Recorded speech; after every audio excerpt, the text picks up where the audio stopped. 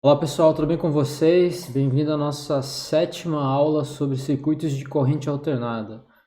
Eu sei, essa é a nossa última aula sobre esse assunto, tá? Então nessa aula aqui eu quero terminar o assunto de transformadores, que não é uma coisa tão grande, né? A gente já viu algumas coisas associadas. Eu também não quero falar muito sobre isso, né? Porque um assunto sobre transformadores em geral, um curso, por exemplo, de engenharia, vai demandar uma disciplina toda, né? Mas aqui a gente só está vendo as partes básicas, né? A física do processo de transformação de diferença de potencial, corrente, e a gente vai ver também que dá para interpretar esse transformador como uma transformação de resistência efetiva também do meu sistema. Tá? Depois disso eu quero resolver alguns probleminhas, fazer alguns exemplos aqui para fixar, né, essas coisas que a gente vem vendo ao longo do curso e as principais diferenças no tratamento de um circuito entre corrente contínua e corrente alternada. Né? Então isso acaba sendo fundamental para a gente, tá bom? Então vamos lá. Aqui eu tenho, né, a minha última nota de aula sobre esse assunto. Essa é a nota de aula número 7, né? Tá lá no site. Se você tem esse acesso no sistema da universidade, né? Isso vai estar no Moodle, vai estar no sistema da universidade, mas também vai estar na minha página da internet, que é www.atomobrasil.com. Então você vai lá, tem uma aba escrito Teaching, Ensino, onde tem as várias disciplinas. Isso aqui vai estar em Física 3 ou em Física 4, tá? Depende do curso que você está fazendo. Lá no site está em Física 4, tá bom? Você pode ir lá, pode baixar as notas de aula, estão todas em PDF, estão organizadas em capítulos, tá? Eu coloquei lá o número das páginas e pode ter alguns errinhos lá, tá? Então o importante é a gente achar esses errinhos, tá? E ir arrumando ao longo do tempo, tá bom? Então vamos lá. Então eu tenho aqui, né? Eu vou fazer essas marcações com esses retângulos vermelhos de novo, tá bom? Para ajudar a gente a apontar as partes principais aqui. Tá? Então tá. Vamos lá, olha só. Eu comecei a falar sobre transformadores na aula passada, né? E a gente discutiu então que um transformador é basicamente composto de um núcleo de ferro, onde onde é utilizado o núcleo de ferro para segurar, vamos dizer assim, as linhas de campo magnético, né, num material ferromagnético. E daí eu tenho o que a gente chamou de bobina primária ou bobina secundária, né, onde a gente vai enrolar essas bobinas, né? Para fazer aquelas contas lá no final da aula passada, a gente utilizou alguns pré-requisitos, que foi com que a área de seção transversal de todas as espiras eram iguais, e isso em alguns transformadores é verdade, tá? Mas eu posso construir transformadores que não seguem essa geometria, podem seguir uma geometria diferente. Mas não tem problema, porque a física é exatamente a mesma, né? Não tem como fugir das leis da física, as leis do eletromagnetismo, que é exatamente o ponto que eu estou fazendo aqui, né? O que a gente está aprendendo então são essas relações de transformação que são importantes, que são as leis que regem o eletromagnetismo, nesse caso aqui um pouco de elerodinâmica também. Eu estou aqui na minha página 182 das notas de aulas. Eu tenho aqui, né, que o o Xi1 e o Xi2, então, é a diferença de potencial nos polos da primeira bobina, que a gente chamou de primário, e o Xi2 é a diferença de potencial nos polos da segunda bobina. Lembram que essas coisas elas são intercambiáveis, né? Então eu posso colocar minha carga na bobina 1 ou a minha carga na bobina 2. Daí, nesse sentido, a convenção, né, é que aonde está a carga eu acabo chamando de Xi2, né, ou de bobina secundária. E aonde está a fonte eu acabo chamando de bobina primária. É uma questão de convenção, né, mas eu posso inverter isso porque a física é a mesma. É a mesma coisa relacionada com a relação entre motor e gerador. Né? Um motor ele utiliza energia elétrica para produzir energia mecânica. Então, existe uma conversão de energia da elétrica para a mecânica. Um gerador converte a energia mecânica em energia elétrica. Né? Mas o processo de funcionamento é exatamente o mesmo, né? Eu tenho a variação do fluxo do campo magnético, criando campo elétrico, criando corrente, criando diferença de potencial, né? E isso é intercambiável, né? E vice-versa. Então tá, então eu tenho aqui essas relações de X1 e X2, elas oscilam na mesma frequência que a fonte, né? Então veja que essas dependências aqui, quando eu ligo o meu transformador na minha fonte de corrente alternada, essa minha fonte de corrente alternada, ela varia periodicamente com uma certa frequência angular ômega, ou uma certa frequência, que é 2π vezes ômega, né? Essa frequência de oscilação, ela é a mesma que a frequência de oscilação, então, da tensão transformada, ou seja, da bobina 2, onde está a minha carga, nesse caso, né? Então, nesse sentido, a gente pode dizer também que um transformador, ele mantém as características de oscilação, as características periódicas, né? Mantém a frequência do sistema, então continua em fase, as duas coisas estão em fase com a mesma frequência.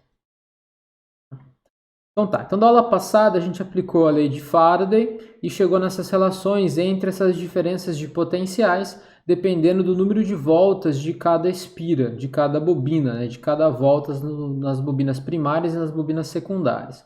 Tem X1 sobre N1, X2 sobre N2. Né? Então veja que X2, que é a diferença de potencial então nos polos final transformado, nessa nossa convenção, ele vale N2 sobre N1, essa relação aqui, X1. Tá? Só que X1 vale quanto?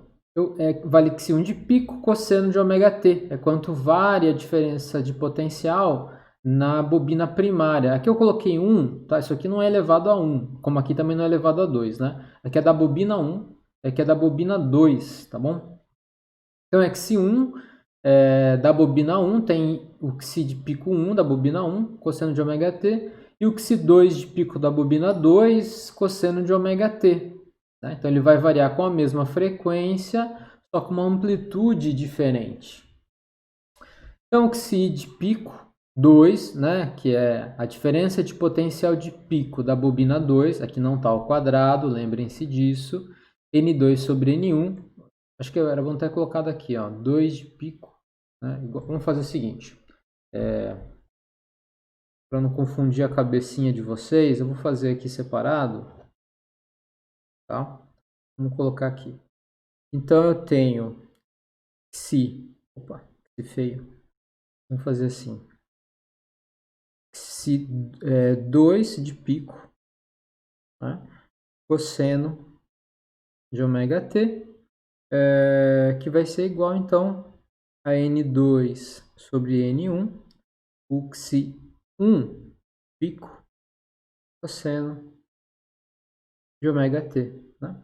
Bom, como eu tenho cosseno de ômega t e cosseno de ômega t dos dois lados, eu posso cortar, né? Dividir os dois lados pelo cosseno de ômega t. Então eu acabo resultando nessa relação que vai me dar o X2 de pico, né? Igual a N2 sobre N1, X1 de pico. Né? Então isso vai me dar as relações entre as máximas amplitudes do campo elétrico.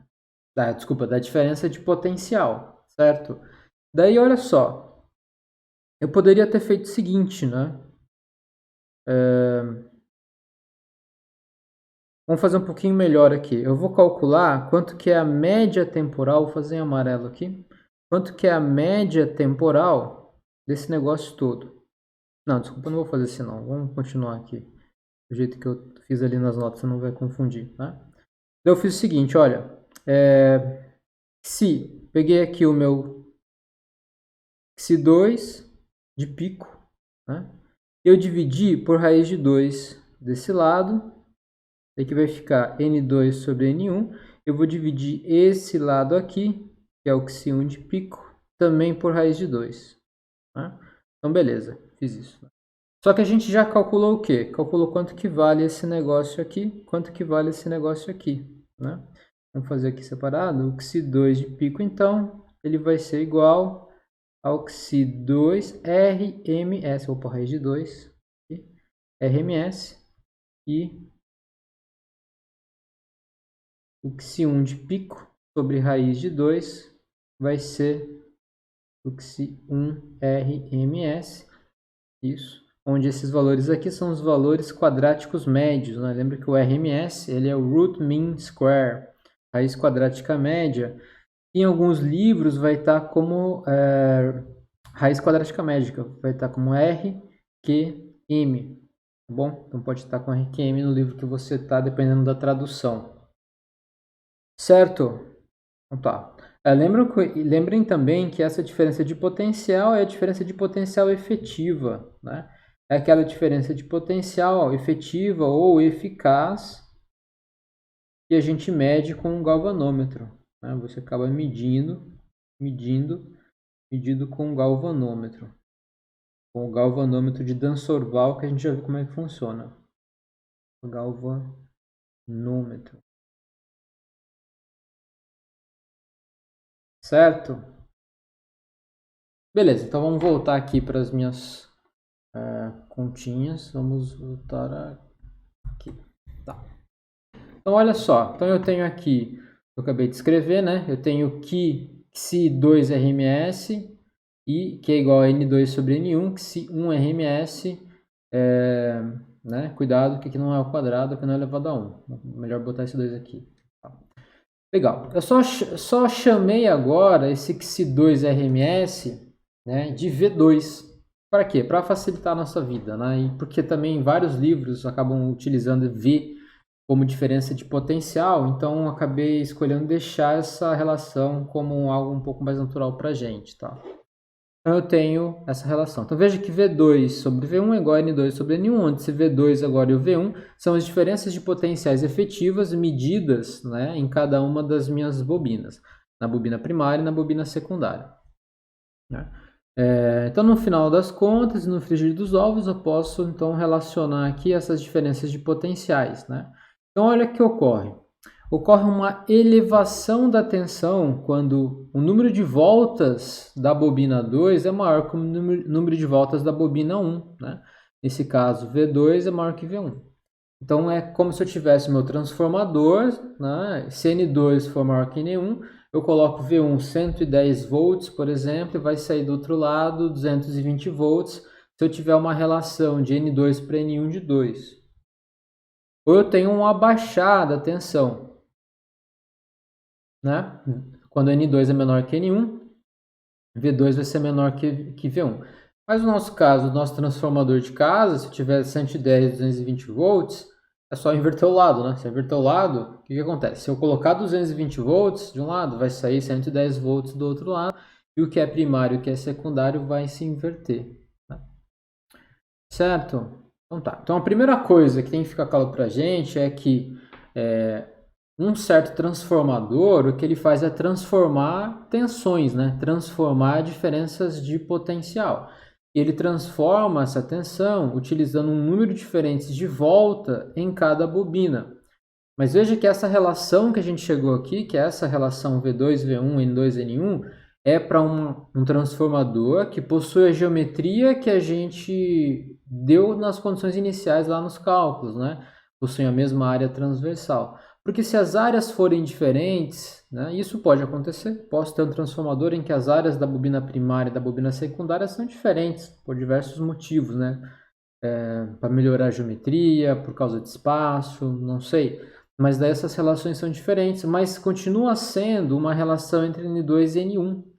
Só que agora com algum fator associado à própria geometria, né? Associado com a relação entre as áreas dessas bobinas, né? Então, assim, a física continua sendo a mesma, só tenho que tomar cuidado agora com as relações das áreas, tá? Bom, legal. Agora, uma vez que eu liguei um transformador numa certa fonte, né, eu vou ter a transformação da diferença de potencial. Eu vou fazer o seguinte, vamos desenhar aqui o que a gente acabou de falar. Então, olha só, meu transformador ele é composto de uma bobina primária, essa é a nossa representação, né? Tenho N1 voltas aqui, eu tenho um núcleo de ferro e eu tenho aqui minha bobina secundária, que vai ter N2 voltas. Legal. Veja, entre esses dois polos aqui e entre esses dois polos aqui, eu não tenho nada ainda, né? Mas aqui eu vou ter, seria a diferença de potencial V1 e aqui a diferença de potencial V2, certo? O que me produz essa diferença de potencial? Uma fonte, é uma fonte de corrente alternada. Então eu pego a minha fonte e ligo aqui, essa é a minha fonte. Esse é o meu gerador. É o meu gerador, aquele gerador que está lá na usina hidrelétrica, né? É o meu gerador que tem então um Q1 de pico que varia com um certo cosseno de ômega t, né? Lembrem que frequência é 2π vezes que ômega, ele vale 2π vezes a frequência, né? Não esqueçam disso. Agora olha só, eu vou botar uma chave aqui. Então se eu pegar e colocar uma chave, que é uma chave aqui no transformador mesmo, na bobina primária, boto uma chave S, né? Então tá aberto aqui, tem que fechar a chave. Na hora que eu fecho essa chave, veja, não vai acontecer nada. Para mim não vai acontecer nada, por quê? Porque eu não tenho nada ligado aqui entre esses dois polos, né? Se eu não tenho nada ligado entre esses dois polos aqui, eu tenho uma diferença de potencial que é diferente de zero, né? Eu tenho essa diferença de potencial que é diferente de zero em V2, mas eu não tenho energia fluindo no sistema, né? O que falta colocar aqui então é uma carga, e essa carga é uma carga resistiva, né? Alguma coisa que dissipa energia ou que produz trabalho. Eu tenho que botar uma resistência ali. Bom, não necessariamente uma resistência, né? Poderia ser um motor, né? Um motor ele vai transformar energia elétrica em energia mecânica, mas é algo que consome energia. Então, eu estou chamando essa carga resistiva aqui de algo que consome energia. Algo que consome energia elétrica. Ou seja, transforma energia elétrica em energia outra, né? Pode ser energia mecânica, pode ser energia térmica, energia química, não sei, né? Mas alguma transformação aí. E como é que eu sei que agora eu tenho uma certa quantidade de energia sendo utilizada? Porque eu vou ter uma corrente elétrica, né? Vou ter uma corrente elétrica, claro que essa corrente elétrica vai ser alternada, que vai agora fluir pelo meu circuito, né? Que a gente viu que eu posso melhor medir essa corrente na sua corrente RMS, na sua corrente eficaz. Certo? Então veja, se eu tenho meu transformador ligado na minha tomada, mas eu não tenho nada ligado no transformador, esse transformador, se for um transformador ideal, eu estou considerando aqui, né, que esse aqui é um transformador ideal. O que é um transformador ideal? É um transformador que não dissipa energia, né? Não tem resistências internas nesse transformador. Não é o caso dos transformadores reais que a gente tem, né? Porque os transformadores reais, eles sim dissipam energia. Tá? Então tá, então agora para poder ter essa transformação de energia, ou fluxo de energia da bobina primária para a bobina secundária, eu tenho que ter ligado nessa bobina uma certa carga resistiva, né? Então nesse sentido agora o meu sistema vai começar a dissipar energia, vai começar a dissipar uma certa quantidade de energia com a passagem dessa corrente elétrica eficaz aí, né? Legal. Então olha só, que é o que está nesse desenho aqui em cima, tá vendo? Ó, eu tenho aqui essa minha montagem que é a bobina primária, ligada na minha fonte, e aqui é a minha bobina secundária ligada na minha carga resistiva, né? Essa minha carga resistiva vai passar por ela uma certa corrente aqui que eu chamei I2, que é a corrente que flui pelo circuito secundário. Eu tenho uma corrente aqui que é uma corrente I1, que é a corrente que flui pelo circuito primário, certo? Então tá. Então a potência consumida pela carga, ela é a mesma fornecida pela fonte, certo? Se a gente tem um transformador, que é um transformador ideal, ou seja, que não tem resistência interna, a energia que vai ser consumida pela carga, que é essa carga R aqui, né, ela tem que ser obrigatoriamente a energia fornecida pela fonte por própria conservação de energia, né? Não tem jeito, a gente não tem como fugir disso. Então tá aqui, ó, PC, que é V2 e I2, né? A relação de Joule, é a energia média consumida. E o PF, que é o V1 e I2, é a energia média fornecida pela fonte. Essas duas coisas têm que ser iguais. Então, num transformador ideal, V2 e I2 é igual a V1 e 1. Certo? Então, eu consigo tirar aqui uma relação que me dá a transformação das correntes. Né? Como que a corrente 2 é com relação à corrente que circula pela bobina primária. Né? Essa relação é essa aqui. I2 sobre I1, V1 sobre V2, saiu daqui, né? V1 sobre V2, a gente já tirou da relação passada, que é N1 sobre N2, então I2 é igual a N1 sobre N2 e 1. Né? É uma relação inversa com relação às diferenças de potenciais. Né? Então, se eu tenho N2 maior que N1, que é essa relação, né? Se eu tenho N2 maior que N1, a diferença de potencial em V2 é maior. Mas a corrente elétrica agora que passa por V2 é menor do que passa em V1. Né? Então veja que o transformador faz isso, né? Ele aumenta a diferença de potencial, mas ele diminui a corrente elétrica para uma mesma potência. Né? Para a mesma potência dissipada, essa relação ela se mantém. Por isso que a gente, voltando lá no começo da aula passada, quando a gente falou de transformador, né, quando a gente tem transformador lá do lado da usina hidrelétrica que produz energia, ele transforma essa diferença de potencial numa diferença de potencial bem maior para cima, né, para reduzir a corrente elétrica, daí essa energia é transportada pelas linhas de transmissão. Como a corrente é menor, a energia dissipada, que é R quadrado, cai, né? Chegando aqui, o que acontece? Daí eu tenho que voltar essa diferença de potencial para que a gente possa utilizar na nossa casa, que é 220 volts, 110 volts. Né? Eu tenho que usar um outro transformador que agora vai reduzir a diferença de potencial. Daí as potências que a gente utiliza nas nossas casas são bem menores, né? Mas a potência total, né, na cidade toda utilizada é a potência que chega até a gente pela linha de transmissão. Bom, agora, ligado aqui eu tenho uma resistência, tá vendo? Essa resistência aqui, que eu estou chamando de carga resistiva, ela tem uma certa resistência, que é a resistência R, certo? Agora, uma pergunta que eu posso fazer, legal, essa resistência é a resistência R. Se eu ligasse ela direto na minha fonte, né, ela ia dissipar uma certa quantidade de energia. Bem?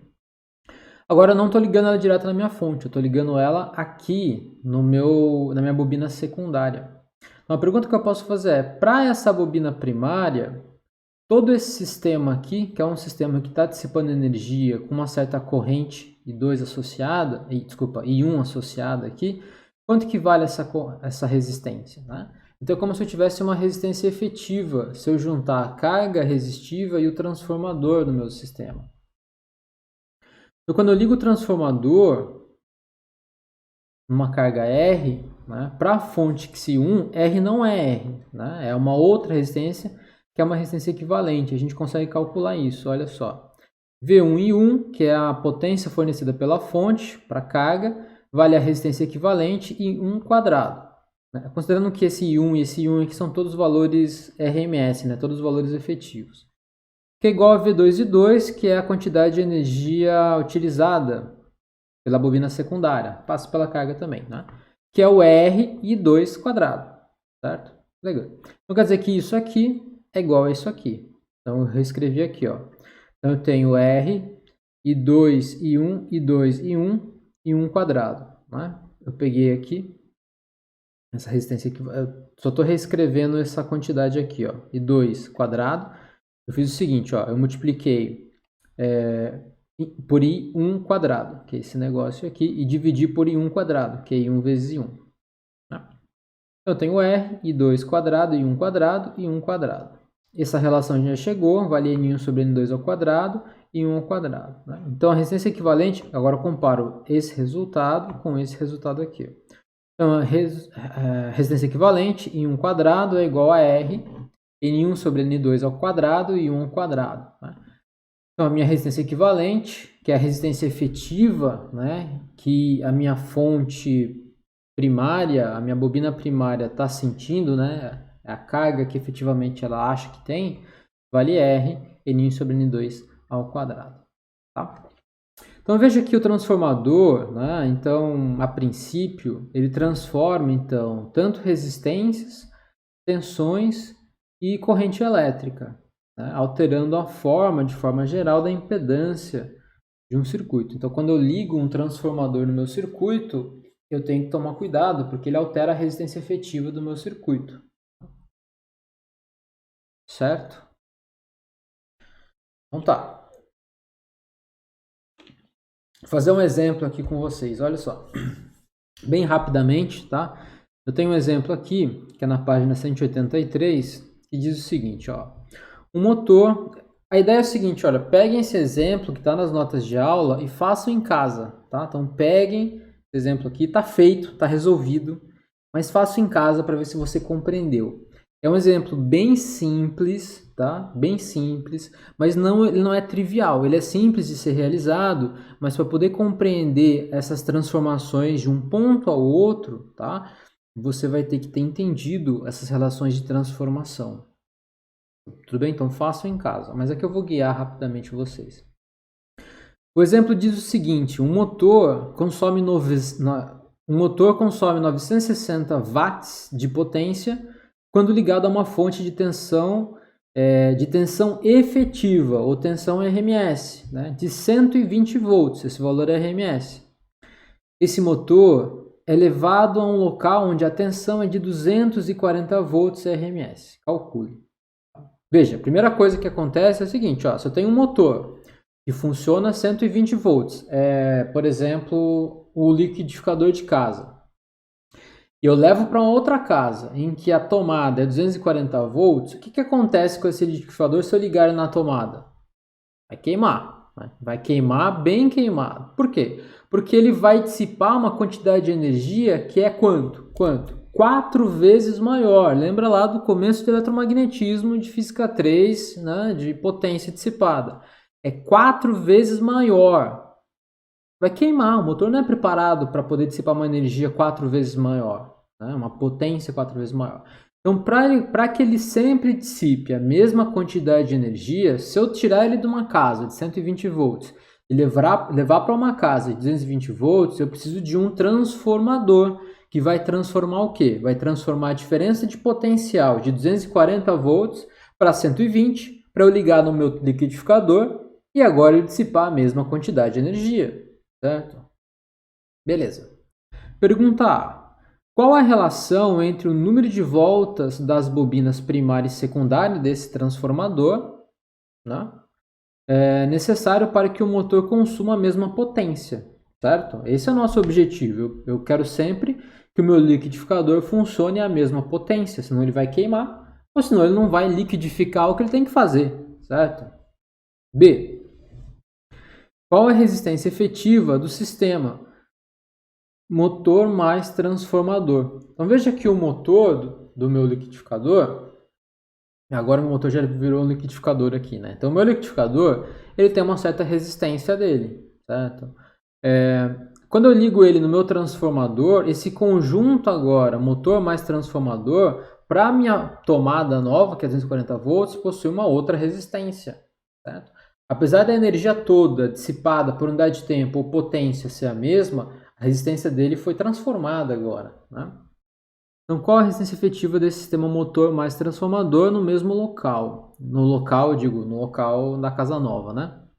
Bom, a solução está aqui, eu vou deixar vocês brincando um pouquinho com isso, mas eu estou ligando aqui, né? Quando eu tinha uma fonte de 120 volts ligado no meu motor, no meu liquidificador, a potência é 960 volts, você pode calcular então que a resistência do motor, a resistência real do motor é de 15 watts. Desculpa, 15 ohms, né? 15 ohms, está aqui. Eu até posso calcular que a corrente elétrica quadrática média ou eficaz, que é utilizada para esse motor dissipar essa potência de 960 watts, é de 8 amperes. Tá, 8 amperes. Legal. No novo local, eu liguei num transformador. Então, meu transformador aqui, agora, ele está ligado numa fonte que é 240 volts.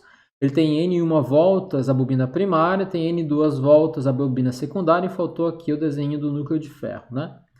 A redução da tensão, então, V2, que é igual a N2 sobre N1, V1, né? Agora, V2 tem que ser quanto? 120 volts. E V1 tem que ser quanto? 240. Né? Então, eu tenho aqui uma relação entre N2 e N1, em que N2 tem que ser N1 dividido por 2. Ou seja, o número de voltas na espira da minha bobina secundária tem que ser metade do número de voltas na minha bobina primária. Tá? Eu tenho essa relação entre 1 e 2 para a dissipação da mesma quantidade de energia.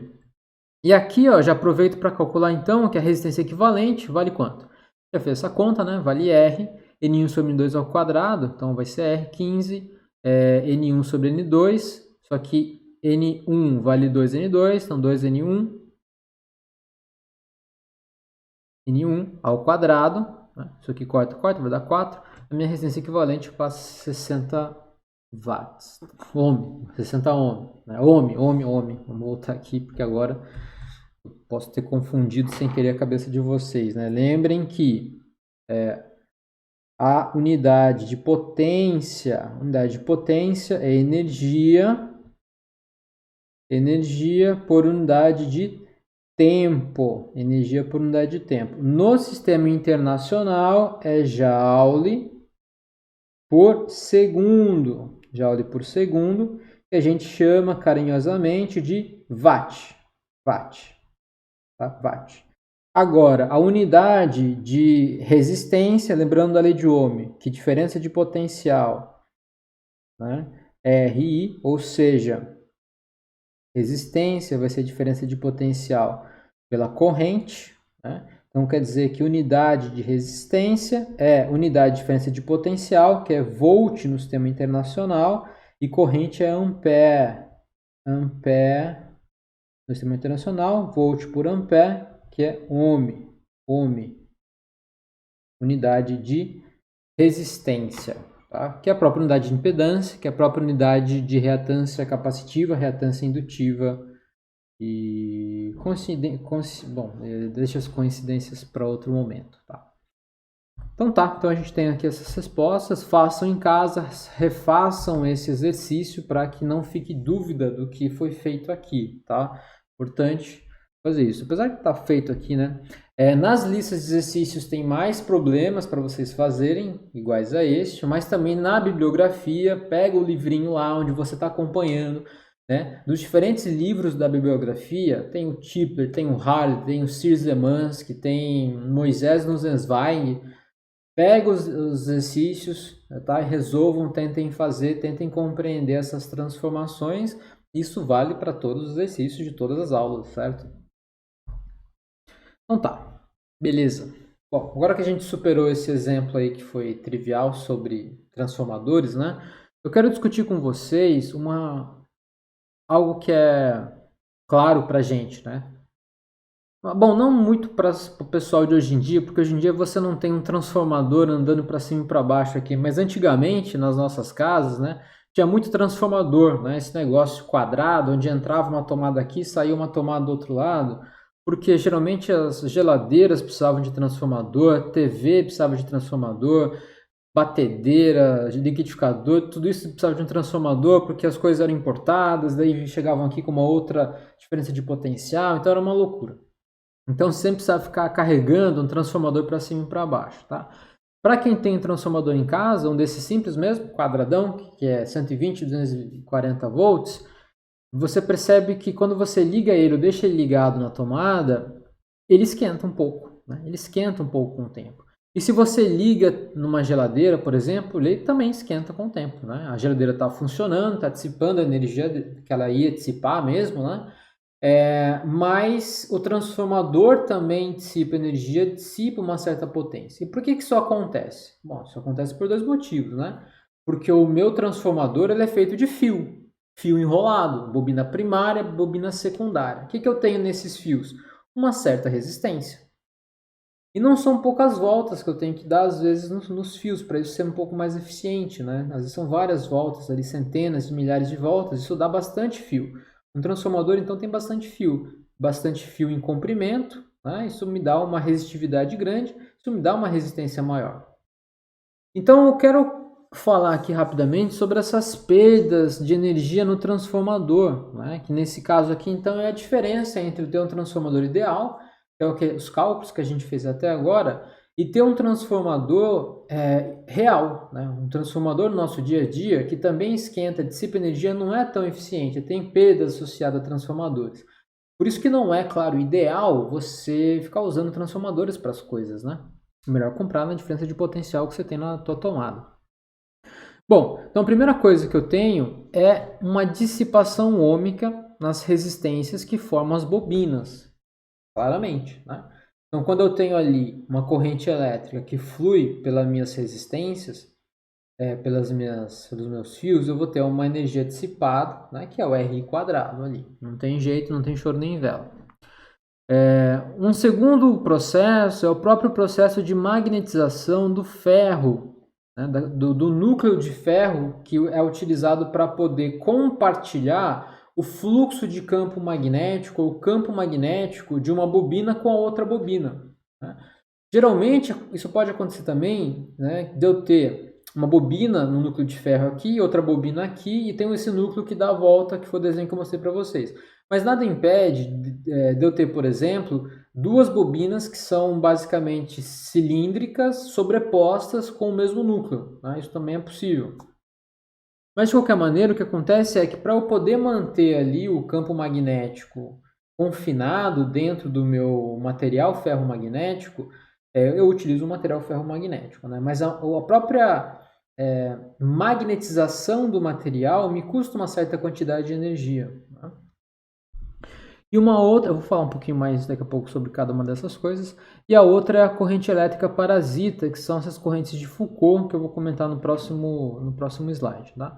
Então, primeiro aqui, essa dissipação ôhmica a gente já sabe, né, de cor, a gente já estudou isso bastante em Física 3, lá no começo do eletromagnetismo, quando a gente discutiu as bases da lei de Ohm, por que um material condutor, naquele mar de elétrons, quando passa uma corrente elétrica sobre uma diferença de potencial, dissipa energia elétrica, a gente já discutiu isso.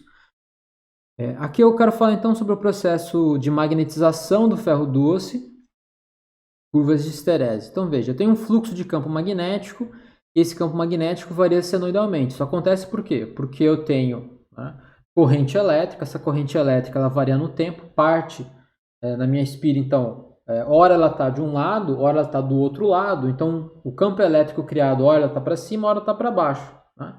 Então, o campo magnético criado, aqui eu resolvi rapidamente, né? Ele vai ter uma certa amplitude, então tem uma certa amplitude, e ele varia com o tempo, cosseno de ômega t. Varia com a mesma frequência da fonte, inclusive, né? Cosseno de ômega t. Tá? Ou seja, o tempo passa e o campo magnético, então, ele aumenta e diminui. E aqui eu fiz o gráfico do fluxo magnético todo aqui, né? Esse é o fluxo magnético. Então, ora ele aumenta, ora ele diminui, né? Então, ou seja, ora o campo magnético aponta para cima no meu bloco de ferro, ora ele aponta para baixo. Então, ele está para cima, diminui em intensidade e aponta para baixo, né? O campo magnético. Dentro do meu material ferromagnético, na presença de um campo magnético, o que vai acontecer? Ele vai se polarizar se esse material for um material ferromagnético. A gente já viu também isso daqui em Física 3 em materiais, né? Ferromagnéticos. Meu material ferromagnético é basicamente, então, um material onde no seu volume eu tenho distribuídos os chamados domínios magnéticos, onde cada grupo, né, dentro do seu domínio tem um campo magnético, ou os dipolos de momento magnético ali dentro estão alinhados numa certa direção, tá? No material ferromagnético não magnetizado, esses domínios têm aqui essa polarização aleatória, então na soma dessas magnetizações eu não tenho campo magnético, mas na presença de campo magnético eu tenho alguns domínios que vão acabar se alinhando com o campo magnético, e isso vai fazer com que agora o meu material ferromagnético se torne magnetizado, né? Então eu tenho uma certa magnetização, uma certa criação do campo magnético, que depende então da magnetização do material com a aplicação de um campo magnético externo. Né? Então esse gráfico aqui, que é o famoso gráfico da esterese, da curva de esterese, né, é um gráfico bem interessante que vocês vão ver muito em mecânica estatística, principalmente. Né? Então olha o que está acontecendo aqui. Aqui nesse ponto, vamos chamar de ponto no tempo zero, onde eu começo a aplicar o campo magnético externo. Começo a aplicar o campo magnético no meu material e ele começa a se magnetizar, a fazer isso aqui, né?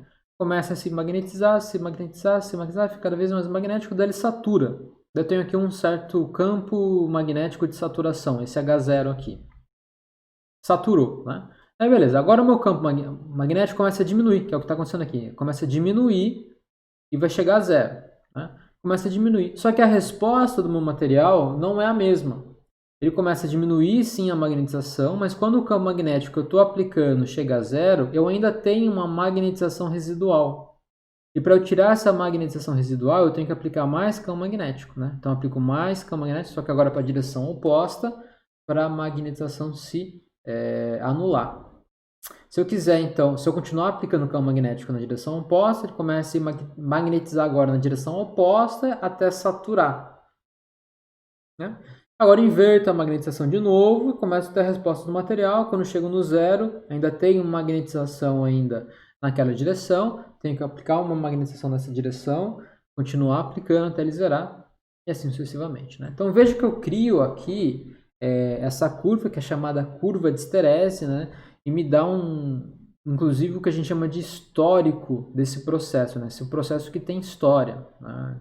Ele depende dos tempos passados, onde vai acontecer essa curva aqui de magnetização de um material ferromagnético. Então veja que o próprio processo de magnetização ele não é eficiente, né? Claro que se eu tiver um material em que ele é muito magnetizado, ou seja, ele é facilmente magnetizado, tem uma alta magnetização, essa curva de esterese ela é menor, né? Essa janela de esterese, que a gente chama, né? Essa janela de esterese, ela vai se fechando. Então, quanto mais fechada, melhor é o meu material para ser magnetizado, né? Mais mole é o meu ferro ou mais doce é o meu ferro. Essa é a linguagem, né? Mais doce ou mais mole. Então, ferro doce, ferro mole é o que tem essas curvas com uma curva de esterese mais fechada. Tá? Uma última coisa que também pode ser um problema nessa dissipação de energia é essas correntes parasitas, ou chamadas correntes de Foucault, ou correntes de Eddy. Né? Tá aqui. Correntes de Foucault ou correntes de Eddy. De novo, a gente já viu também lá no começo do eletromagnetismo. Qualquer variação de fluxo do campo magnético cria linhas de campo elétrico fechadas, né? Porque o sistema não é conservativo. Linha de campo magnético no material condutor cria corrente elétrica. Eu tenho uma corrente elétrica. Eu tenho corrente elétrica no condutor, eu tenho o quê? Energia dissipada, né? Então aqui o meu transformador, ele tem um núcleo de ferro, que é esse cara aqui, ó, um núcleo de ferro, que confina o campo magnético, criado por essa bobina e por essa bobina aqui. Né? Legal.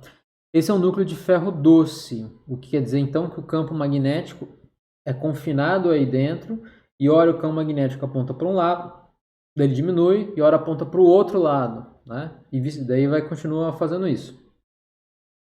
Numa seção, aqui eu fiz esse corte, então, numa seção transversal desse ferro, que é isso aqui, então eu tenho o campo magnético variando com o tempo. Se eu calculo o fluxo do campo magnético, que é B vezes a área, né? Eu vejo que todo esse fluxo do campo magnético, que é esse φ de B, varia com o tempo. Ou seja, a derivada temporal dele não é nula. Se eu não tenho derivada temporal nula, eu tenho a criação pela lei de Lenz de uma diferença de potencial, né? De um campo elétrico criado aqui nesse sistema. Esse campo elétrico no material condutor cria essas linhas de corrente, que são chamadas correntes parasitas, ou correntes de Foucault, ou correntes de Eddy, tá? E corrente elétrica, quando passa numa resistência, porque isso aqui é um material condutor tem uma certa resistência, vai dissipar energia. Eu tenho uma dissipação de energia por essas correntes parasitas. Esse é o mesmo processo utilizado, por exemplo, para frear para frear trem, frear metrô, né? Frear esses vagões de trem e de metrô, onde você pode utilizar isso como um chamado freio magnético. Inclusive, se você utiliza isso como freio magnético, você pode utilizar táticas interessantes e reaproveitar essa energia, né? Então eu acelero o trem gastando uma certa energia, eu desacelero o trem recuperando essa energia. Então, em realidade, quando eu estou andando no metrô, a maior quantidade de energia que eu gasto é quando eu saio do repouso e acelero o trem, né? Que é o primeiro movimento. Daí, quando eu desacelero o trem, eu acabo recuperando essa energia. Daí, uma tática que pode ser utilizada para poder melhorar isso, né? Diminuir essas correntes parasitas, é fazer isso aqui, ó. Vocês estão vendo esse desenho? Isso aqui é um desenho de um desenho não, é uma imagem, né, de um transformador. É um transformador com núcleo de ferro. Ele está aqui, né? Ele passa aqui no meio. E aqui no meio eu tenho duas bobinas concêntricas, tanto a bobina primária como a bobina secundária, elas estão enroladas um em cima do outro. Tá? Esse é o núcleo de ferro. Esse núcleo de ferro ele é feito, se vocês perceberem, de várias chapas juntas. Tem várias chapinhas, ele vai grudando uma chapa, outra chapa, outra chapa, outra chapa.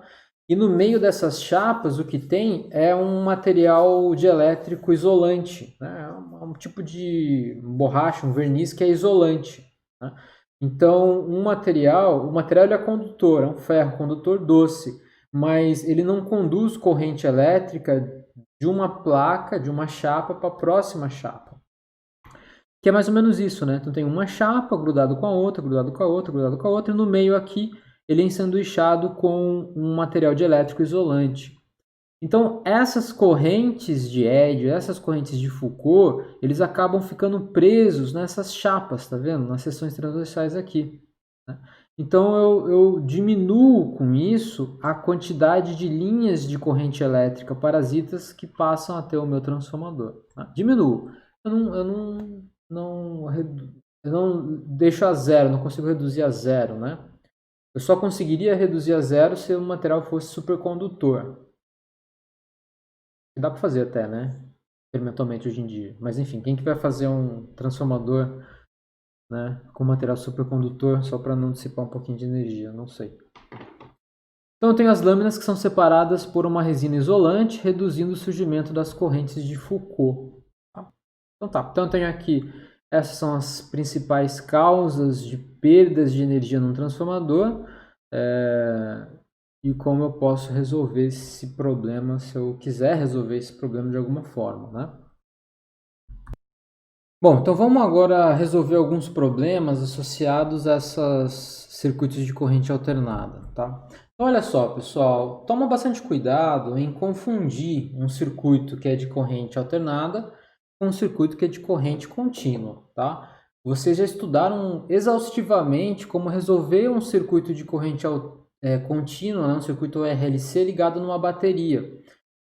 Como? Utilizando as equações que resultam das leis de Kirchhoff, tanto a lei das malhas como a lei dos nós, que não são nada mais do que conservação de energia e conservação de carga elétrica, certo?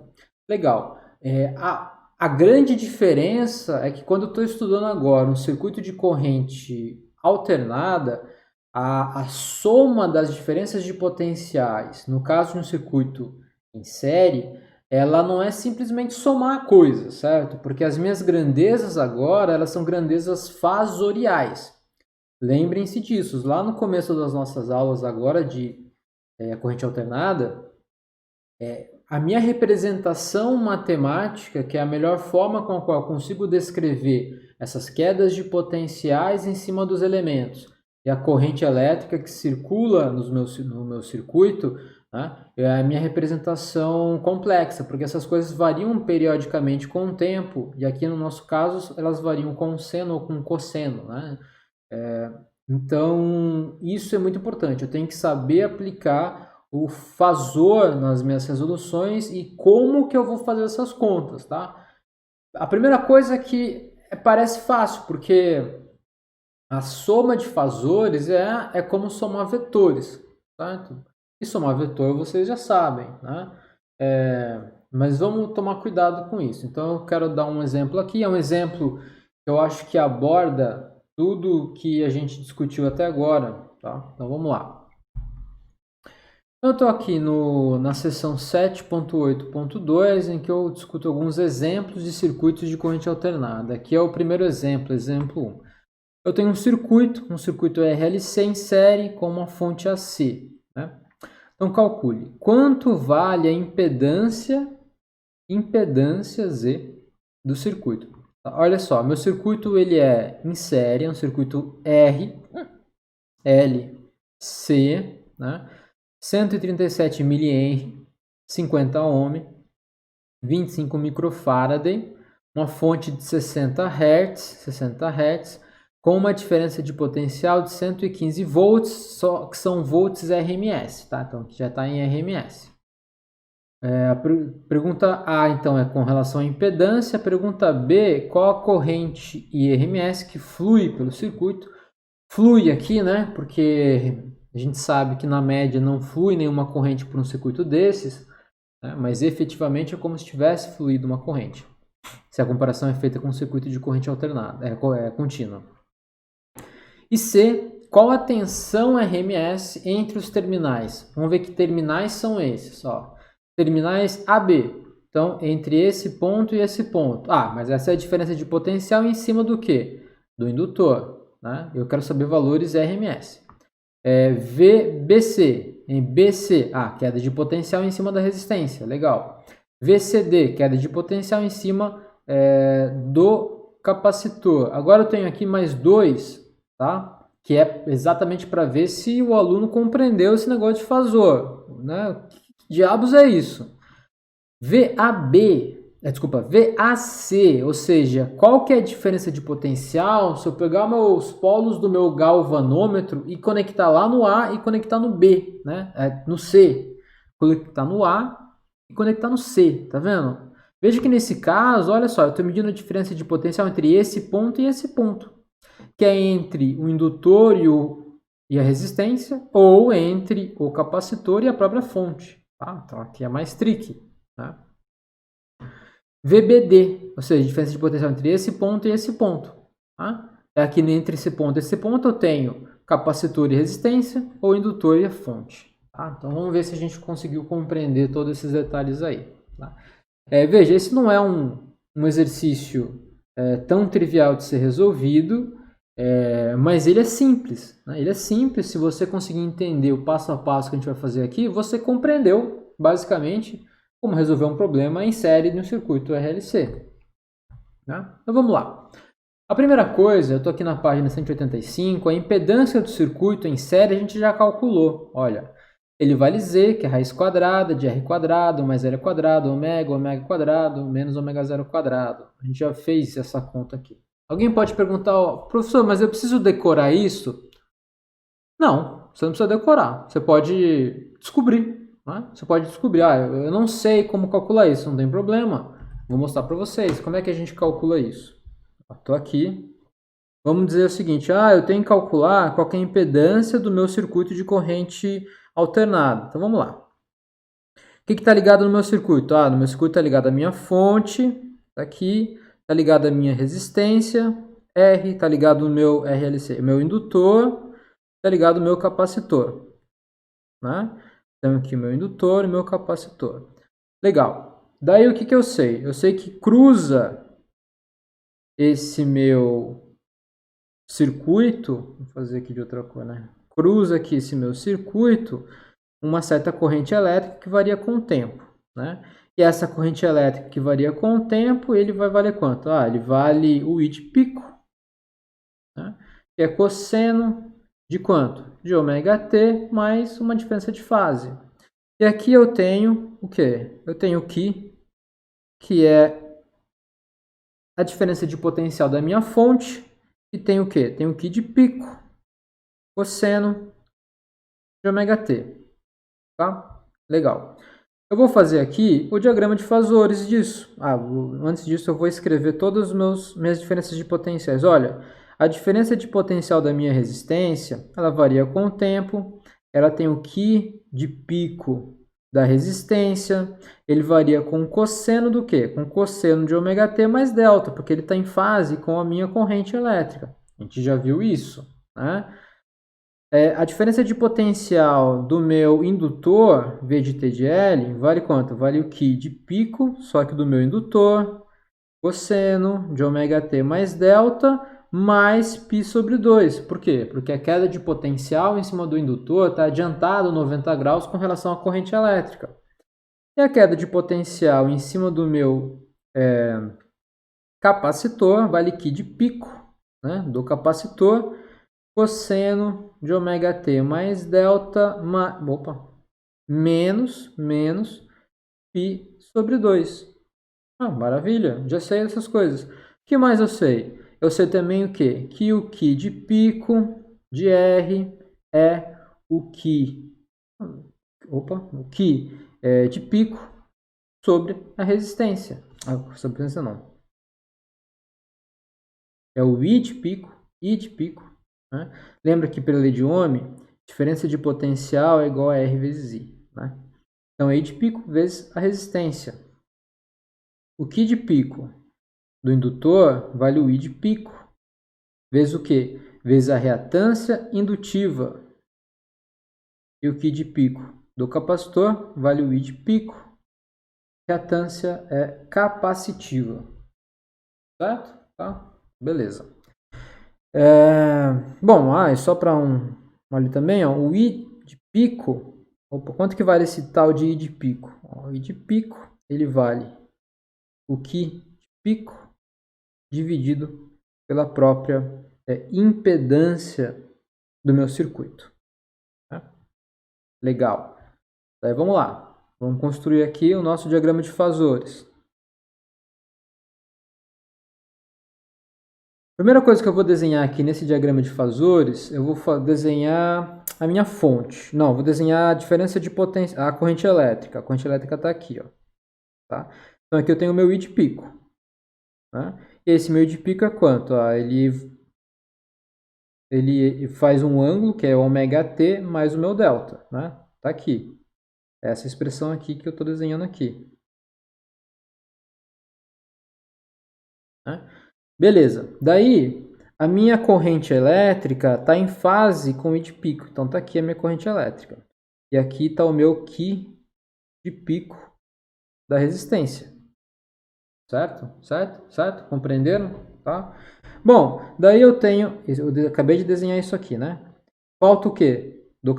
Do indutor. Então, o indutor está aqui, ó. Ele faz 90 graus. Faz 90 graus. Então, isso aqui é o Q de pico do indutor. Tá aqui. E o do capacitor está do outro lado, né? Faz 90 graus aqui. Vou fazer um pouquinho maior esse lado aqui. Vai ser Q pico do capacitor, 90 graus. Bom, eu tenho que somar essas coisas. Tem que somar isso com isso, né? E eu descubro que ele vai estar por aqui. Podia estar do outro lado também, né? Isso aqui vale quanto? Ele vale Q de pico do capacitor menos o Q de pico do indutor. Tá? Quando eu somo, então, essas duas coisas... Opa, aqui não, né? Desenho errado. Vou botar aqui. Aí. Aqui, ó. Q de pico do capacitor menos Q de pico do indutor. Quando eu somo as duas coisas fasorialmente, né? Aqui é 90 graus, o resultante está aqui, ó. Vamos desenhar de outra cor. Não. Tá aqui. Isso aqui vale quanto? Vale a minha diferença de fase. Esse cara aqui vale o meu ômega t. E quanto que é a intensidade dele? É o Q de pico. É a diferença de potencial da minha fonte. Certo? Tá. Mas o que eu estava calculando mesmo? Eu estava calculando quanto que vale a impedância. A impedância... Bom, sai daqui, ó. O meu Q de pico, aqui do meu desenho, quanto que ele vale?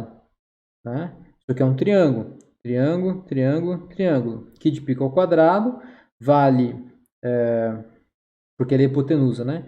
O Q de pico de R ao quadrado mais o Q de pico capacitor menos Q de pico do indutor, tudo isso ao quadrado. Daí eu vou trocar tudo que está aqui por essas coisas aqui, ó, né? Daí eu fico com I, vou colocar só I em vez de I de pico, vou colocar IP quadrado dividido pela impedância. Pela impedância não, multiplicado pela impedância ao quadrado, que vai ser igual a resistência ao quadrado, I de pico ao quadrado, mais aqui eu vou ter I de pico ao quadrado, reatância capacitiva ao quadrado não. I de pico, vou ter aqui I de pico ao quadrado, reatância capacitiva menos reatância indutiva ao quadrado. Isso, né? Corto tudo aí, descubro então que a minha impedância ao quadrado vai dar R ao quadrado mais que C menos que L ao quadrado, ou ainda que a minha reatância, que depende de ômega, vai ser igual a raiz quadrada de R ao quadrado mais reatância capacitiva, que é 1 sobre ômega C menos ômega L, tudo isso ao quadrado. Vamos descobrir quanto que é a minha reatância, né? E posso descobrir tudo disso daqui. Posso descobrir, por exemplo, quanto que é a diferença de fase. Olha, tangente de delta ali, tangente de delta, vale cateto oposto por cateto adjacente, né? Cateto oposto, que é esse cara aqui, é o Q de pico do capacitor menos o Q de pico do indutor dividido pelo Q, pelo Q de pico da resistência. Então isso aqui vai dar quanto? Isso aqui vai dar QC menos QL dividido pela resistência. Tá? Então, delta vale o arco tangente disso. Enfim, consigo descobrir tudo que eu preciso descobrir desse negócio aí. Tá? Certo? Bom, aqui basicamente eu resolvi de novo o circuito de corrente alternada em série para vocês. Então agora eu posso voltar aqui. Voltei aqui. Né? Tenho aqui minha impedância, né? Você decorou a impedância? Não tem problema, se decorou a impedância, fazer o quê, né? A culpa não foi minha, o trabalho foi seu de fazer isso, de decorar isso, mas se você decorou isso, você vai esquecer, porque eu não decorei esse negócio, então não sei também, tá? Parabéns para quem decorou isso. Eu não consigo decorar, tá? Mas daí você substitui, então, lembra que ômega é a frequência da minha fonte, ômega é 2π vezes f, que é a frequência, né? Frequência mesmo, frequência angular e frequência. Cuidado, tá? Ômega é 2π vezes f, tá? 2π vezes f. Senão isso vai dar tudo errado aí. Calculei impedância, a impedância deu 73 mais ou menos, né? 73,92 ohms. Tá aqui, unidade de resistência. Corrente elétrica, olha. Corrente elétrica RMS é o que RMS dividido pela impedância. Quanto que é o que RMS, que é da minha fonte? 115 volts, que isso foi dado no problema, né? Sobre a impedância que eu acabei de calcular, isso vai dar 1,56 ampere. Então a corrente elétrica efetiva que vai circular pelo meu circuito vai ser de 1,56 amperes, né?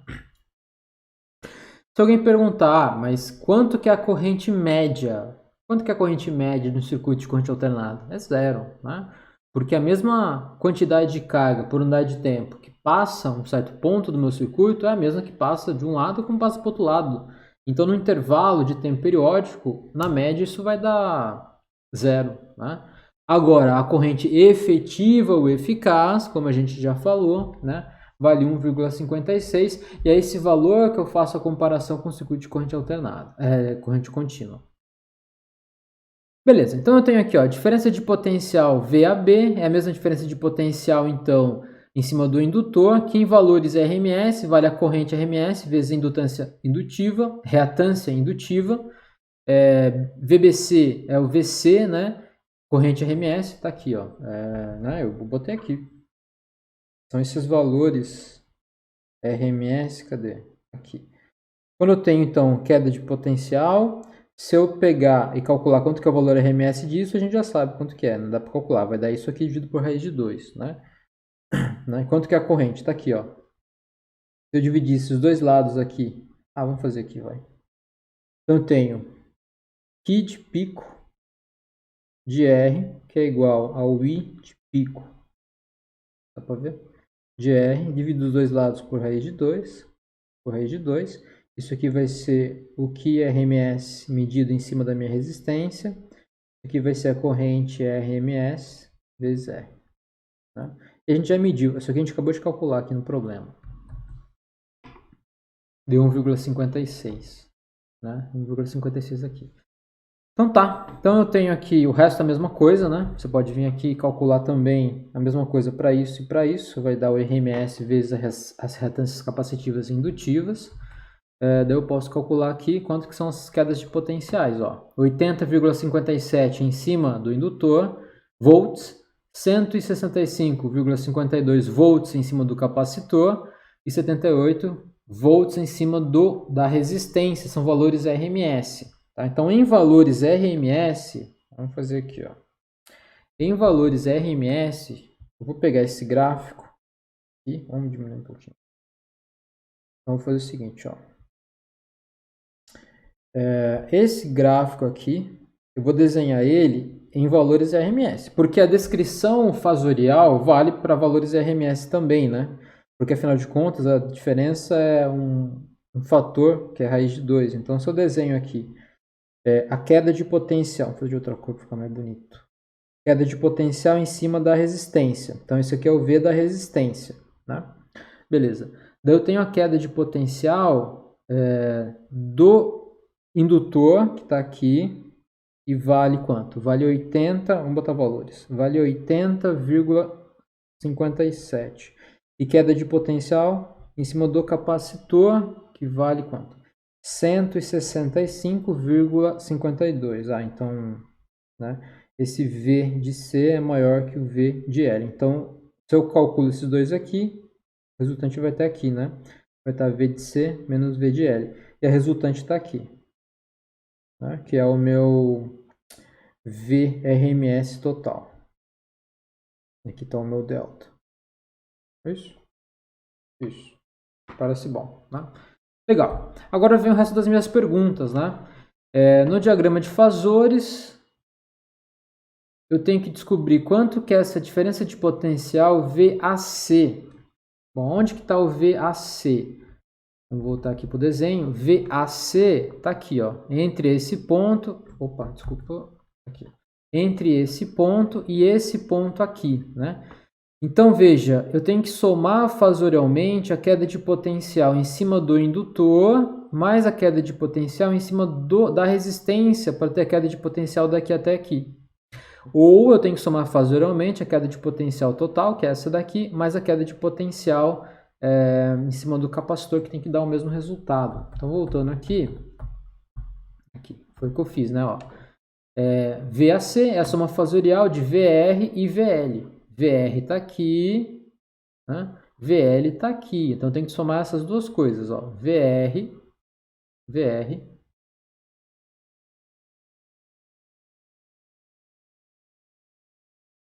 VR e VL. VL, VC eu botei aqui.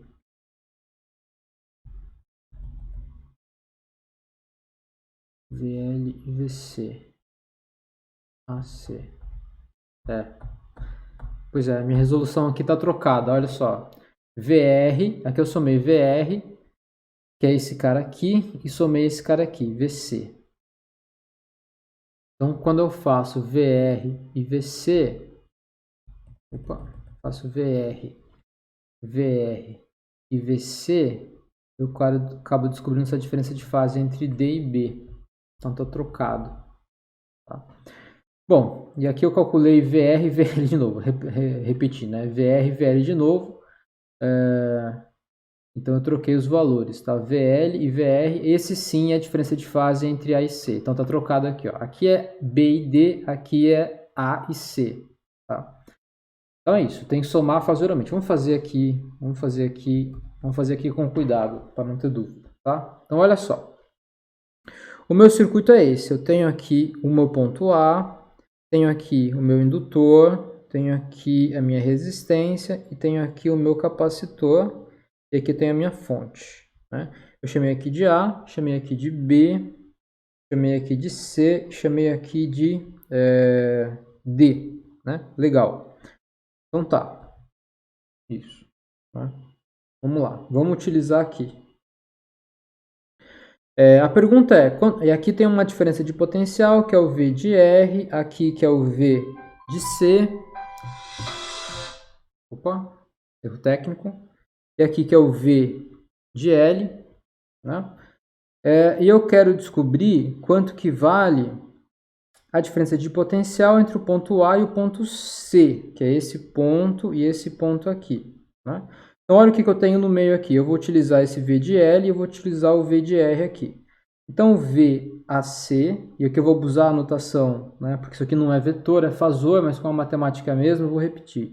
Então, VAC vai ser V de R mais V de L, né? Legal. Então, se eu pegar do meu desenho ali, ó, o V de R está aqui. E o V de L está aqui. Isso aqui vale 80,57. E aqui vale V de R. Cadê o valor? V de R, a gente calculou, vale 78. E vale 78, né? Então, quando eu somo essas duas coisas como um fasor, isso aqui vai ser o resultado. Ó. Vai ser esse cara aqui, que é o V de AC, então, ao quadrado, vai ser 78 ao quadrado mais 80,57 ao quadrado. Né? E esse VAC, então, vai valer 112 volts. Letra feia. Esse VAC vai valer 112 volts. Bom, isso em RMS, né? Tá? Beleza. Então tá, corrijam isso daqui, tá? Vejam. E é até bom assim, vocês podem conferir então, né? Que eu acabei trocando aqui as diferenças de potenciais VAC com VAD nesse exemplo. Então, eu estou fazendo agora de novo isso. Então, voltando aqui, né? Vamos fazer com outra cor aqui agora. A diferença de potencial entre o ponto B e o ponto D, que é esses dois pontos aqui, ó. Que é esse ponto e esse ponto. Eu tenho entre esses pontos o quê? A resistência, de novo, só que agora o capacitor. E no meu desenho eles estão aqui, ó. Capacitor e a resistência está aqui, né? Então, a diferença de potencial VBD, aqui eu vou representar de novo com abuso de notação, utilizando essas setinhas, vai ser VBD de R, né, mais o V do capacitor. Né? Se eu for desenhar, eu tenho o R aqui, tenho aqui esse V de R e tenho aqui o V do capacitor. A soma fasorial disso, né, de novo, tromba no rabinho, vai estar aqui, esse vai ser a minha resultante. Aqui vai estar o delta também. Tá? Então, que é o V de BD. Então, V de BD ao quadrado vai ser igual a V de R ao quadrado mais V de C ao quadrado. Aqui no meu exemplo aí, então, V de BD vai ser 78 ao quadrado mais 165,52 ao quadrado. Então, se você fizer a continha aqui, isso aqui vai dar aproximadamente 183 volts RMS. Certo? Então tá. Então tá aí. Aqui tá trocado, tá? Então na hora que vocês estiverem aí com as minhas notas, isso é bom, né? Para rever aí. Aqui eu inverti o resultado entre o VAC e o VBD, tá? Acontece. Esse é o meu problema, um problema fundamental disléxico que eu tenho de trocar as coisas. E também porque deve ter errado mesmo aqui, tá? Então tomem cuidado com isso. Daí a próxima pergunta é quanto vale a diferença de fase delta entre a fonte e a corrente que flui, ou seja, essa diferença de fase aqui, né? Que também, aqui no nosso desenho, na minha reexplicação, cadê? Tá aqui, né? Essa diferença de fase que nasce aqui. Tá bem aqui, a diferença de fase. Tá nesse ponto aqui. Tá aqui.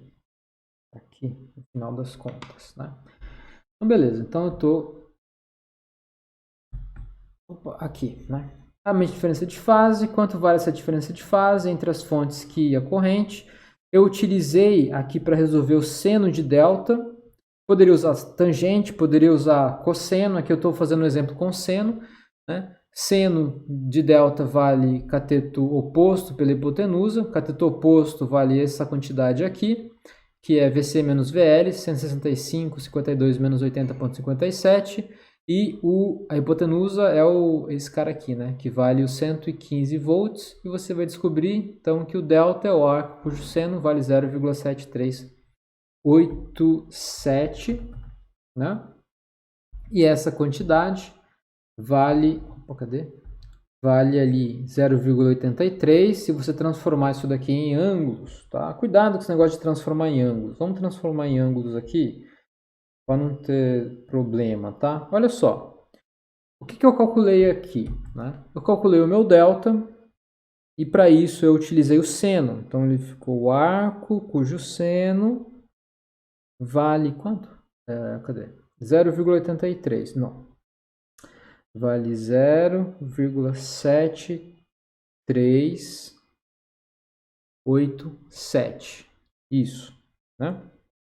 E o delta deu quanto? Deu 0,83. Mas 0,83 o quê? Que diabos é esse 0,83? É 0,83, né, radianos.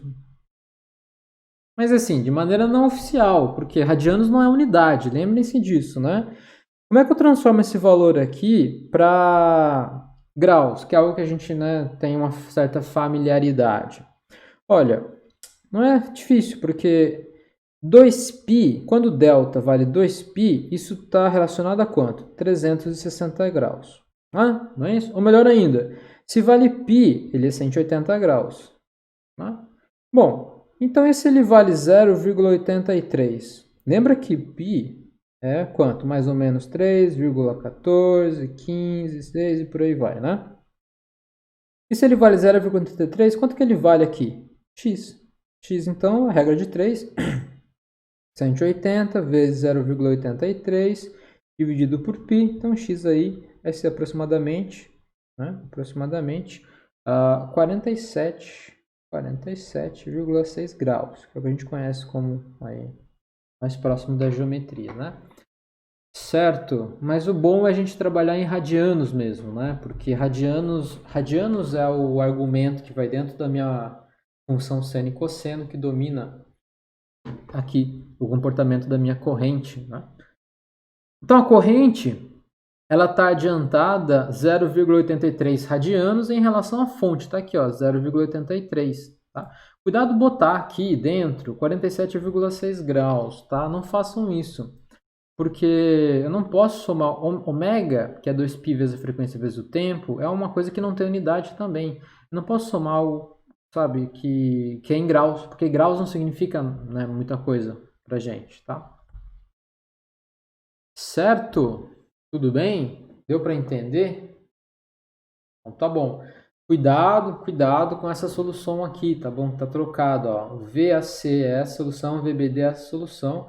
E tá explicado aqui manualmente mesmo, tá? Corrijo nas notas de aula aí com vocês em casa. E depois eu vou tentar corrigir também nas minhas notas lá no site. Então, beleza, vamos continuar aqui, tá? Próximo exemplo, página 186. No circuito abaixo estão ligados em série. Agora, isso aqui é um tipo de exercício que ele é fácil de resolver, mas isso bloqueia muito a cabeça de muito aluno, né? E assim, de pessoas também que não trabalham com isso no seu dia a dia, isso pode dar parecer fora de contexto e dar aquele bloqueio, né, rápido. Mas veja, com tudo que a gente aprendeu até agora, tanto em circuitos de corrente contínua e agora com circuitos de corrente alternada, é possível, utilizando as leis básicas do eletromagnetismo, resolver esse problema, tá? Esse problema é o seguinte, que é o meu exemplo 2. No circuito abaixo, estão ligados em série uma fonte DC, então, ou seja, uma bateria de corrente contínua que tem força eletromotriz, que eu chamei aqui ó, de Xi2, constante, vale 18 volts, sempre. A diferença de potencial entre os terminais dessa bateria é 18 volts. Não tem choro nem vela, tá? Eu ligo em série com uma fonte de tensão alternada de quanto? De 20 volts de pico, que oscila com cosseno de ômega t. Então, uma fonte senoidal que eu chamei de Xi1 de t, tá vendo? E está ligado com uma resistência também em série, que vale 36 ohms. Né? A fonte oscila numa frequência de 180 Hz. Então, F e não ômega, porque ômega é a frequência angular, né? F é 180 Hz, porque F é unidade de 1 sobre segundo, que é Hertz no sistema internacional. Ômega não, né? Ômega é o radianos por segundo, tem uma diferença com o Hertz, que vai ser de 2π, que é uma diferença numérica, mas é importante, né? Não foi eu que inventei isso, tá bom? Tem que tomar cuidado com essas diferenças. Quais os valores máximos? Então vamos lá. Quais os valores máximos, mínimos, médios e quadrático médio da corrente elétrica que flui por esse tipo de circuito? Então veja que é o Imax, o Imínimo, o Imédio e o IRMS. Né? Então quando eu liguei esse circuito aqui, ó, esse circuito ele tem a fonte, corrente alternada, tem a fonte de corrente contínua e tem a resistência. Tá? Bom, como é que eu resolvo esse problema? A gente resolve esse problema como a gente resolveria qualquer problema, né? No começo. Utilizando as leis básicas do eletromagnetismo. Então eu estou aqui. Se eu aplicar a chamada lei das malhas de Kirchhoff, que aqui nesse caso só tem uma malha, então é trivial, né? Ou, mais básico ainda, aplicar a conservação da energia, né? Da soma dos potenciais, olha o que eu tenho. Aqui eu fiz o seguinte, olha, como aqui eu coloquei menos, mais, né? Aqui a bateria, eu posso ligar ela num polo positivo, a bateria tem polo, né? Polo positivo e polo negativo, então eu poderia ligar de um jeito ou de outro, eu liguei dessa maneira aqui, né? Eu estou escolhendo esse caminho para minha integração, né? Então a corrente aqui está circulando nesse sentido, a princípio. Olha o que acontece. Eu tenho um aumento, se está nesse sentido, né? Tenho um aumento de potencial em cima da minha fonte, tá aqui, ó, aumento de potencial da fonte, Xi1, tá aqui, ó, aumento de potencial, mais Xi1, passa em cima da minha bateria, vai do menor para o maior potencial, então mais Xi2, né? E na minha resistência não tem jeito, não tem choro nem vela, né? Eu vou ter uma queda de potencial que vale menos R vezes a corrente elétrica que passa ali. Tudo isso tem que ser igual a zero pela conservação de energia. Né? Então, ao longo da malha, isso tem que fazer sentido essa minha conta. Bom, então quer dizer que o RI é igual a Xi1 mais Xi2. Né? Então, a corrente elétrica do meu circuito varia com Xi1 de T sobre resistência mais Xi2 de T. Xi2 sobre R. Isso aqui independe do tempo, é uma constante, certo? Uma constante. Isso aqui é uma constante.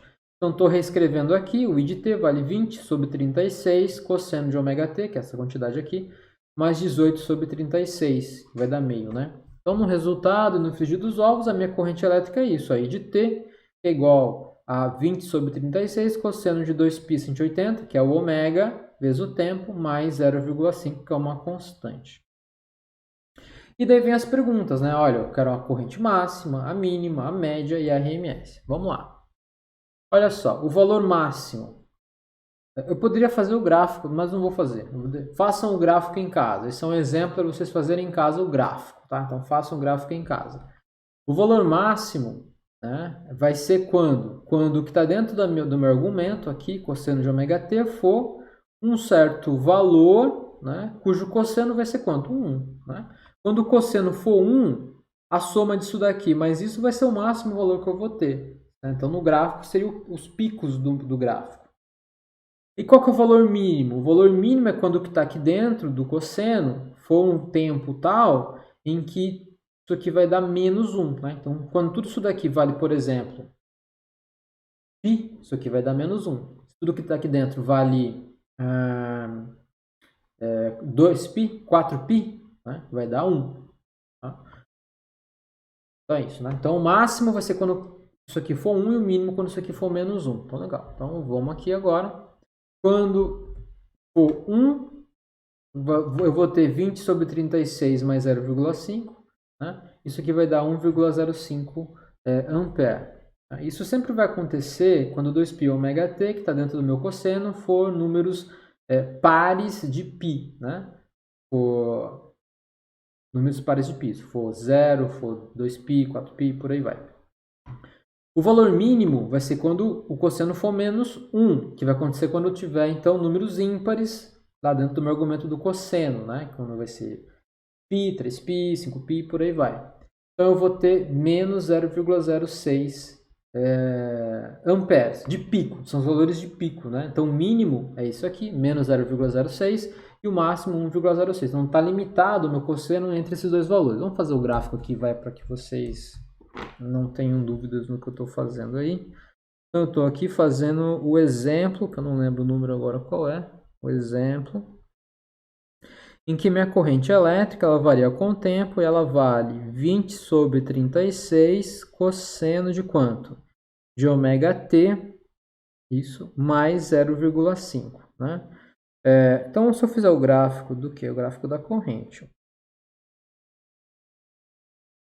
Esse aqui é o tempo passando e aqui eu tenho a corrente I de t. Então, pela nossa análise, já deu para perceber o seguinte, ó, eu vou ter um valor máximo aqui, que vai valer 1,05, e eu vou ter um mínimo aqui embaixo, em que esse cara aqui vai valer quanto? Vai valer menos 0,06, são esses pontos aqui, ó, esse e esse aqui, né? E a minha corrente, então, ele vai oscilar entre esses limites, na forma de um cosseno entre esses limites. Certo? É isso, não tem jeito, não é nada diferente disso. Então tá, quanto que é o valor médio desse negócio aqui, né? Olha, o valor médio, a corrente média, é a média temporal do I de t. Pela nossa definição, que a gente já viu exaustivamente, isso vocês vão ter que saber. Não adianta chegar até esse momento e falar, putz, consegui não aprender isso, cheguei até aqui. Não, cara, você tem que entender o que está acontecendo. Se você não sabe como fazer a média temporal, que é super importante para várias coisas agora e depois, durante esse curso, você não vai acompanhar as próximas aulas quando a gente falar sobre, sei lá, relatividade, entendeu?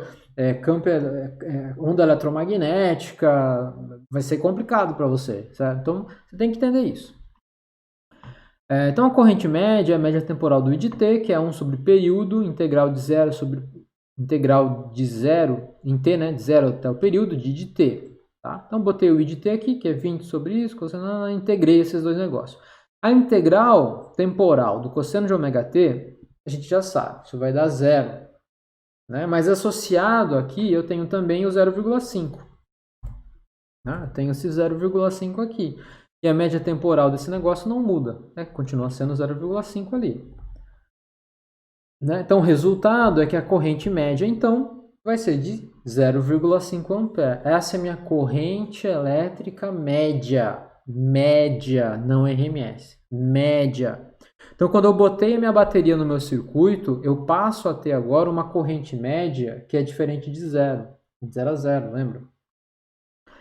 E o último ponto é a corrente RMS. Né? Pela nossa definição, a corrente RMS é a raiz quadrada de I quadrado, raiz quadrada da média temporal do I quadrado, que é como a gente calcula grandezas quadráticas médias. Essa é a nossa definição e aqui a gente está usando para corrente, né? Bom, para calcular isso aqui, que é a média temporal do quadrado da corrente, que é isso aqui, né? Vai ser 1 sobre período, integral num período do quadrado da corrente. Então, peguei aquela expressão, botei aqui dentro, elevei ao quadrado, fiz a distributiva aqui, né? Multipliquei isso por isso mesmo, vai dar isso aqui. Integrei cada ponto e o meu resultado, depois dessa soma aqui, vai ser isso aqui, ó, 0,4. Tiro a raiz quadrada, isso vai dar 0,64, mais ou menos, né? 0,64 amperes. Então, corrente RMS, que circula no meu circuito, é 0,64 ampere. E com isso, acaba as minhas notas de aula de circuitos de corrente alternada.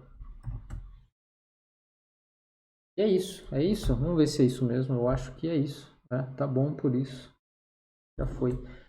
Maravilha! Então é isso aí, pessoal. Olha só, com isso e com essa aula, que é a 7ª aula do nosso curso sobre circuitos de corrente alternada, a gente termina de abordar esse tópico nesse curso. É claro que não dá para a gente exaurir todas as possibilidades de discussão do circuito de corrente alternada, mas pelo menos a interpretação física dos conceitos e da aplicação das leis do eletromagnetismo nesse sistema a gente tem que saber, certo? A aplicação disso na engenharia, isso é algo que você vai aprender em disciplinas mais específicas da engenharia, né? Afinal de contas, a engenharia é algo um pouco mais prático do que a física. E na física, a gente vai explorar mais a fundo os conceitos teóricos associados a isso nas próximas disciplinas no curso mais avançado, certo? Então, pessoal, com isso eu termino essa aula. Algumas coisas importantes, tá? Leiam as notas de aula, tá? Leiam as notas de aula. É claro que pode ter algum errinho ali, mas me manda dúvida se tiver erro, se tiver dúvida com relação ao que está escrito nas notas de aula. Vejam os vídeos, tá? Para compreender melhor o que eu estou dizendo, o que eu estou falando. Leiam os livros da bibliografia. Escolha a bibliografia que você achar melhor, tá? Se quiser usar o Tipler, usa o Tipler. Se quiser usar o Halliday, usa o Halliday. Se quiser usar o Szymanski, usa o Szymanski. Se quiser usar qualquer outro livro sobre eletrodinâmica, também usa. Não tem problema nenhum com isso. Tá? O importante é o aluno conseguir construir na cabeça dele, né, no cérebro dele, um conhecimento que faça sentido e que seja aproveitável, né, nesse sentido. E façam os exercícios, façam os exemplos que tem nos livros, tá? Então tem livros online que vocês têm acesso nesse curso, que vocês podem baixar e vão estar no site também para vocês baixarem. A lista de exercício também, que está no site, está no Moodle, tá? A lista de exercício tem lá alguns exercícios que eu acho que não são muitos que eu selecionei, mas são os fundamentais para que a gente consiga compreender a própria descrição da física desses processos. Se a gente compreender o básico ali, eu acho que já é um ganho bastante grande para a gente, tá? E se tiverem dúvidas, me mandem as dúvidas, tá? Sei lá, escrevam um e-mail ou alguma coisa assim, que eu vou organizar essas dúvidas e faça um vídeo separado só sobre isso. Certo, pessoal? Então tá bom, então com isso a gente finaliza a nossa 7ª aula, mas calma que vai ter mais aulas ainda aí em alguma outra série de aulas no futuro, certo? Então é isso aí, pessoal. Até mais e bons estudos. Tchau, fui!